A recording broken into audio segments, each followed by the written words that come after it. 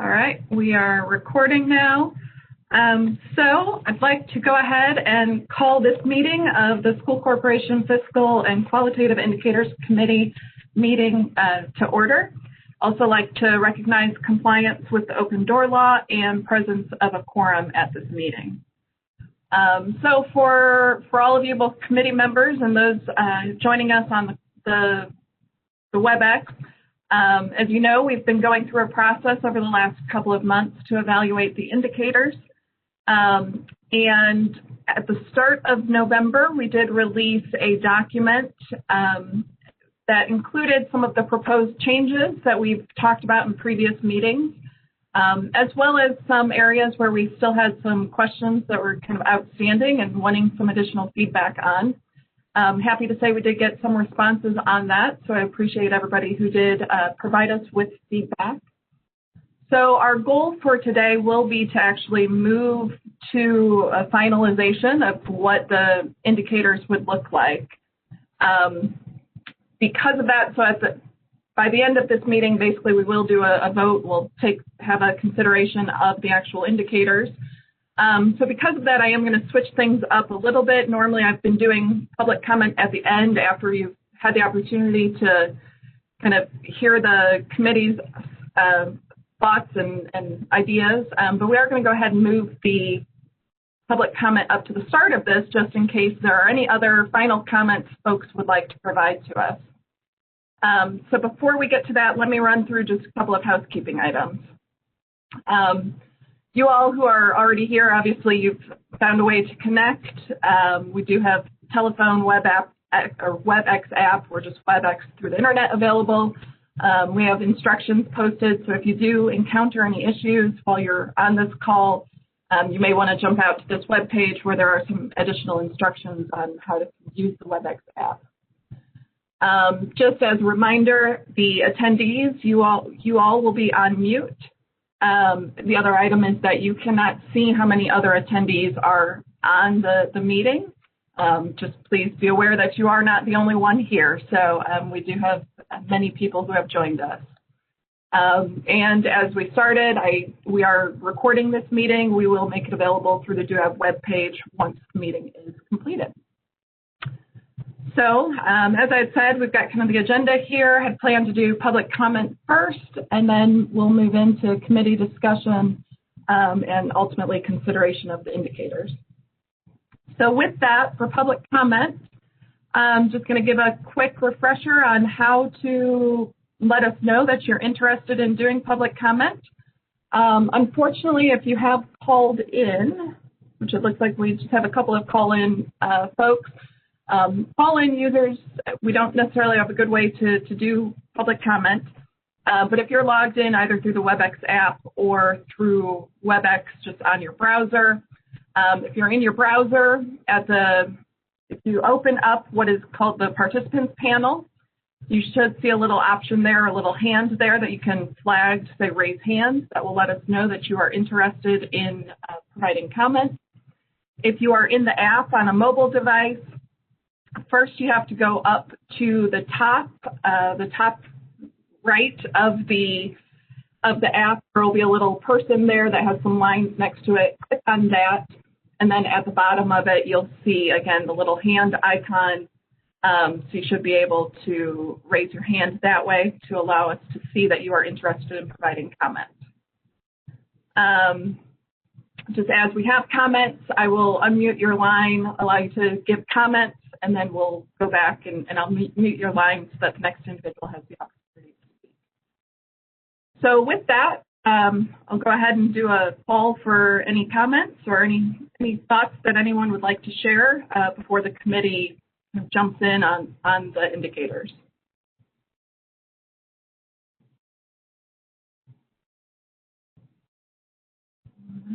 All right, I am not seeing any interested hands.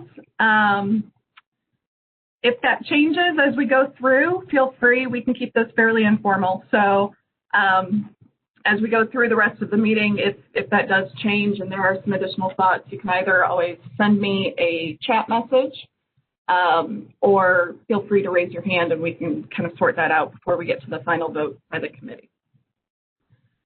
So with that then, moving into discussion and consideration of the final proposed indicators by the committee, what I have done in this PowerPoint is just kind of have gone through and for each of the individual indicators have identified what I feel like are the changes we have either already talked about or based on some of the feedback that has been received, so some additional changes that perhaps would be warranted. So my thought would be that I can start to go through that. We can kind of go indicator by indicator. A lot of this, again, since we have gone through this a couple of times, a lot of this will be things you all have probably seen or heard already, but just kind of getting to that point of having that summarized document to say, here's what we're going to do. So I'll jump in, and committee members feel free to jump in as well, chime in as you have thoughts. So first we have average daily membership, the ADM. I think the two major changes that we have discussed would be first to include the February count when that has been available. And along with that, making also a distinction probably by the type of color or something for when the February count impacted tuition support and when it did not impact tuition support, when it was just more informational in nature. The other primary change that we have discussed on this indicator is to also include identification of virtual or non-virtual ADM counts, again, when those data points have been collected. With here for this year, the virtual due to COVID students would be included in the non-virtual count since they are receiving the same level of funding as a normal non-virtual student. So before we move on to the next one, are there any, from the committee members, are there any thoughts or additions to this? This is Melissa. I do have a comment. Mm-hmm. I agree with on the February count showing when it's informational versus actually being used. But the one thing I would want to point out on the virtual and non-virtual ADM counts is the ADM counts that were used for funding were either classified as virtual or non-virtual. The virtual due to COVID is behind the scenes. So not every virtual due to COVID student generated 100% of funding because we had to abide by the board rule. So in my head, I feel like the counts that I provided you as virtual or non-virtual, that's what played out in funding. So that's how I would represent those counts. Okay. Okay, yeah, and that is a good clarification. And I was not anticipating showing virtual due to COVID in any way. In fact, I'm not actually sure I have access to that data at this point anyway. So yeah, I think it's probably what this is most important is I'll have some sort of note on this indicator that indicates for this school year, those students are included in that non-virtual count based on their funding level. All right. All right. Next, we'll move on to the next one then. And this is an area where we actually do have a change from what we saw at the last meeting, or a proposed change to present to you all. So this indicator is the fund balance indicator.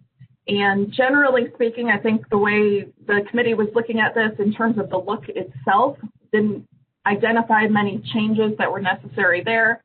The main thing that we were looking to change was to expand the fund classifications so that the user could really drill down a little bit better in terms of exact information, or probably more particularly can exclude certain funds that might skew the data so that they can have a more consistent feel for certain data points. So the one change, or the two changes I have here, are based on some of the comments that we did receive. The last time we met, I had debt and capital combined into one category.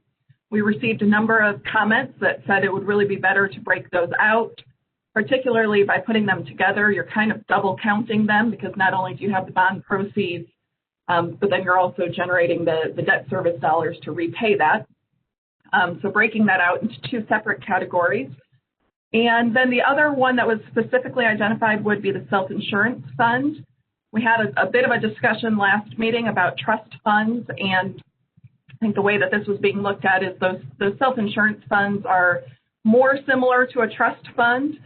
And so being able to specifically identify that and as needed, maybe more set that aside would probably be beneficial to the users. So those are some of the differences that I have here. Other than that, as we've talked about, and as you'll see on a lot of these, just also including a note that details out the change in the fund structure from 2018 to 2019 to allow the user to better understand what has transpired. So I'm happy to take any comments on this, or are you all supportive of this further expansion of the fund classifications, or where you'd like to head with that? This is Rob.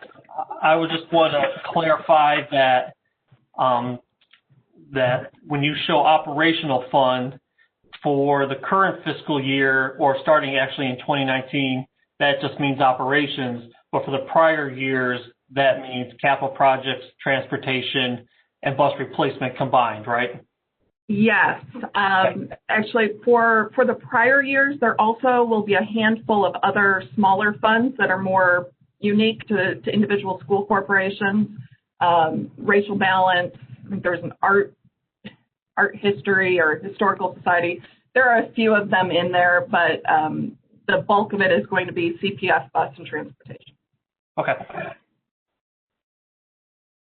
And then still having general and education as two separate boxes, though, or options, even though they're really one and the same. You know, and similar to the others. Yeah, that is a good question, and something I've gone back and forth on. I was thinking showing them separately. However, I know on one of our other indicators, the fund balance as percent of expenditures, we specifically said, let's put them together as a selection box so that you end up always ensuring you have a consistent comparison across the years. I don't know if that makes sense to put them together every time we show them, or if it's better to leave those as individual options. I suppose having them as individual options, you do end up with a possibility that someone selects the general fund, but for 19 forgets to include the education fund in what they're looking at. I guess I would look at it the opposite way also, is that by having them separate, you give the user the ability to separate them out, where if you combine them, they wouldn't have that ability. So I would rely on the user. I don't mind having them separate. And if the person chooses to have one or the other, that's fine. If they didn't mean to, they're going to show a big discrepancy, and that should be a red flag in the first place. So sure. I kind of like having them separate just for more flexibility on the user side. Okay. That works for me. I agree with Rob. I prefer them be separate and let the user decide whether or not to display them together. Okay, great. All right. Any thoughts or objections to kind of furthering breaking out debt and capital and then adding self-insurance as an option?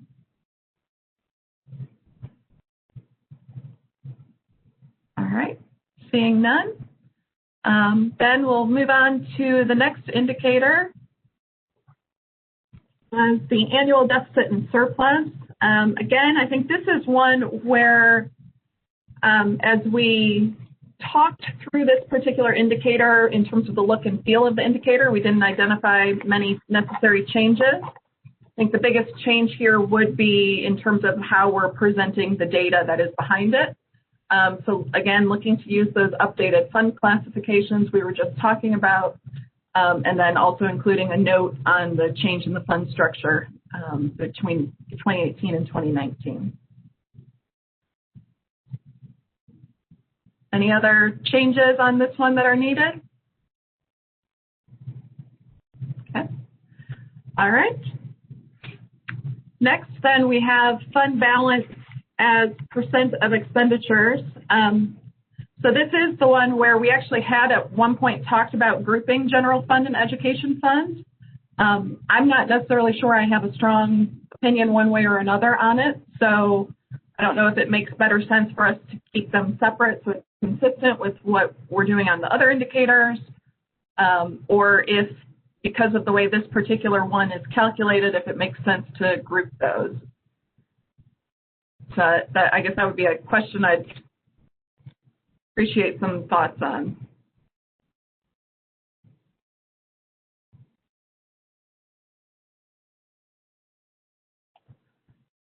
I guess I'll just say the same thing, that you do get the flexibility to have for the user, but if you only chose one and not the other, you're going to get a percentage for 1 year and a 0% for the next year. It's going to be very apparent.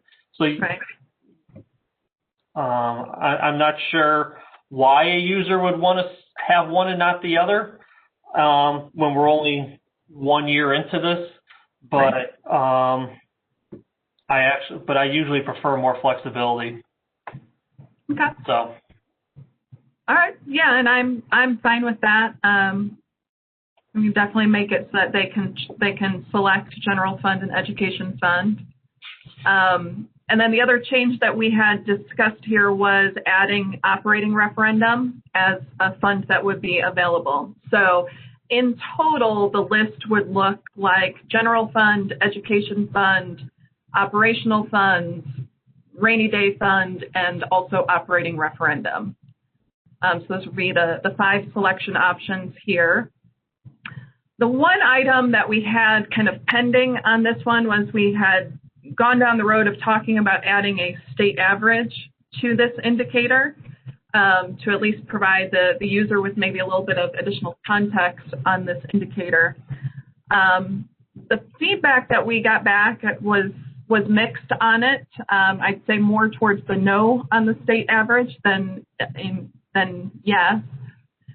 I think at this point I would prefer not to do a state average and perhaps revisit that in the future once we've had the opportunity to go through this process with the new accounting structure and see if there's, additional things we need to consider before we would put that on there.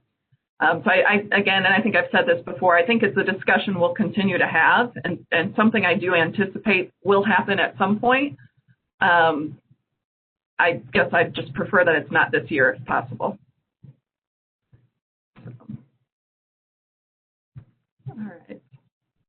All right.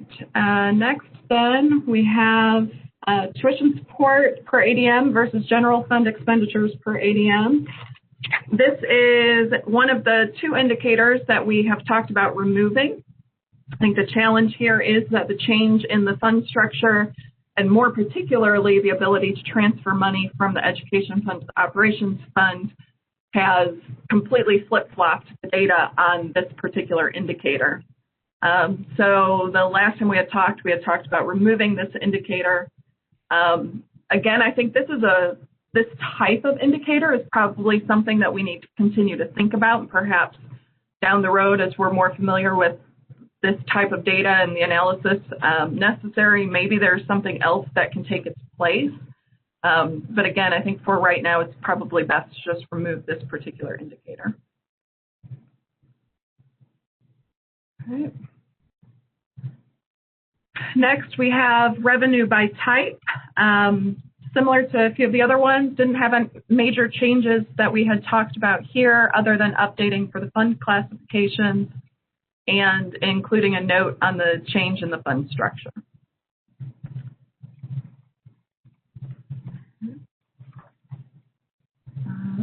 Next, operating referendum revenue as percent of total revenue.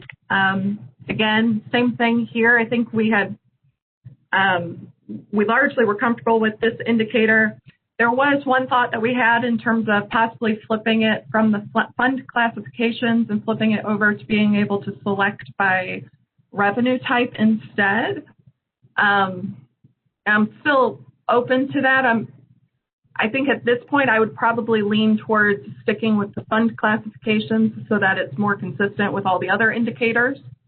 But I think, again, that's something we can continue to explore and decide, does that give a better representation if we can select by revenue type. All right. Then the last indicator we had was the general fund salaries and benefits as percent of general fund expenditures. Again, we've talked about removing this indicator because with the ability to transfer, at least one of the major parts of the red flag that was associated with this indicator really is no longer there. So as we've talked about in the past, thinking about removing this one. The other item I wanted to just kind of make a note on, one thing I didn't include in here is we had talked at one point during the last meeting, I had a sample of a possible public transfer report indicator. We did receive some feedback saying no, that one could be problematic. And I think, again, that I can definitely see that from the school corporation perspective. There are a lot of different variables for a particular school corporation in terms of whether or not they have open or closed enrollment, what type of level of non-pubs they have within their district. So there are a lot of different considerations there. I do think, you know, as I've said before, the public transfer report is something that as DUAB starts to do their assessments and preps for assessments, it is something that we have looked at to get a better feel for particular school corporations. But perhaps for right now, that public transfer report is better looked at on a situation-by-situation basis rather than trying to develop an en masse indicator and apply that across the board for everyone. Yeah, I'll just that we've decided not to add that. I thought it was going to be too problematic for the majority of the school districts. But I do appreciate you still putting this as something that you would look at for a DUAB assessment, because it could be important if it's applicable to that school. Unfortunately, I think for most school districts, it's mostly giving false information that we'd spend more time trying to explain or trying to get the data to even explain. So I appreciate not having it on here personally. Okay, great. All right. So again, these were just kind of my thoughts in terms of where we could head with changes on the indicators, but happy to talk through any other ones. I know you've all had the opportunity to also review the feedback. There was one particular comment that I do want to address. There was a comment that we received that said include some type of disclaimer or explanation that a lot of these funds are very earmarked towards particular uses. And so just because you have a fund balance in one particular fund doesn't necessarily mean you can transfer that and use that elsewhere. And I think that that's a very valid point and something that I will look to incorporate. It might be down in the data sources, or I'm trying to figure out the right place to put that. But I do think that that's probably a good note for us to have somewhere. One of the other items that was really from our first meeting, Chase had mentioned wanting to include the actual audit report links. So I have pulled the audit report links, the most recent audits for all of the school corporations. Chase, I appreciate your help with answering all my questions on those. So I have all of those. I've double checked them. They're all current as of today. And so my plan would be that up towards the top of the indicator, we would include kind of a section there that would say most recent audit as of December 1st, 2020, and then would include the link for additional audit reports so that as we get further into 2021, somebody can go there to see if there's an updated audit or if they're interested in historical audits, they'd have easier access to that link. So those are kind of where I see things headed with these indicators. Unless we have other thoughts.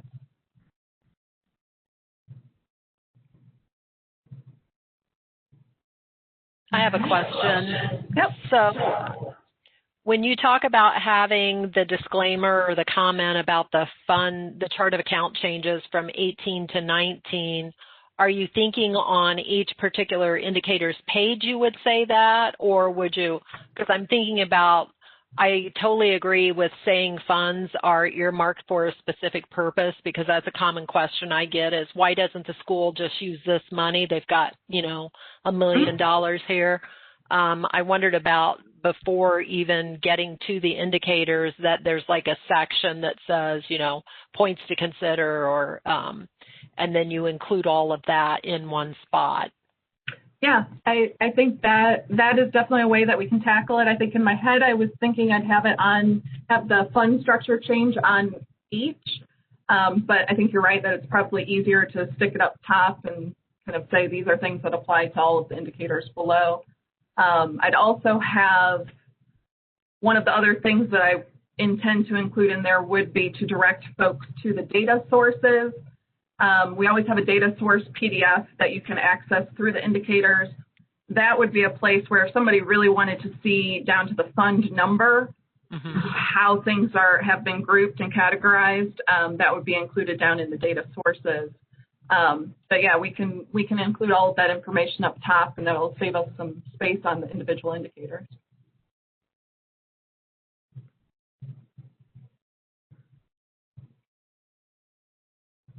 All right. Well, seeing no other thoughts or questions at this point in time, again, ultimately, we do have to take a vote and say, yes, this is what we would like to do. In terms of how to do that, I think this is the one change that we have from what we have here in the PDF to what we've talked about. So actually, I'd eliminate this top one and instead just kind of have general fund and education fund separate.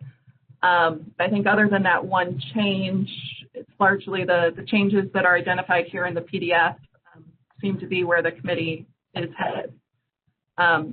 So if you all are comfortable at this point, I would entertain a motion regarding the proposed changes.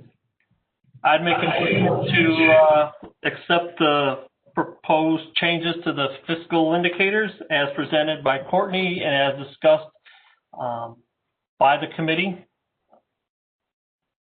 Great. Do I have a second? Second. All right. Thank you. I appreciate that for both of you. I know sometimes getting the motions, even when I do have meetings, sometimes that's the hardest part of it all. Just getting people to actually speak up and do it. So we have a motion and a second. Is there any discussion by the committee on the motion?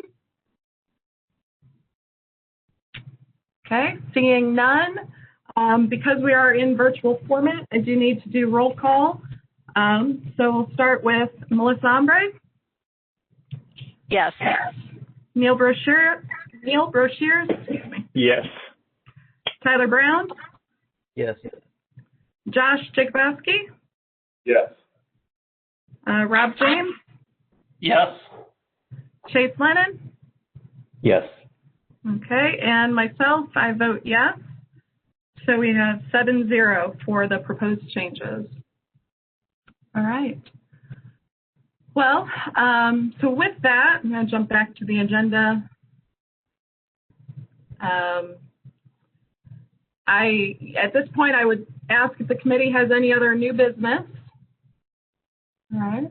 Seeing none, just kind of give the next steps for everyone. Obviously, we need to get these turned around and posted prior to the end of the month. So fortunately, I've actually have the bulk of the work done already on this. From my perspective, I'll be working with MPH to get these stood up. As soon as the dashboard is available and available for everybody, we will release documents, or we'll release a press release through both our indicators listserv, and I'll also make sure that it specifically gets to various associations so they can share it with their members as well. So over the course of the next month, we'll have this all posted, and then I know that school business officials and school boards will take a look at these come January.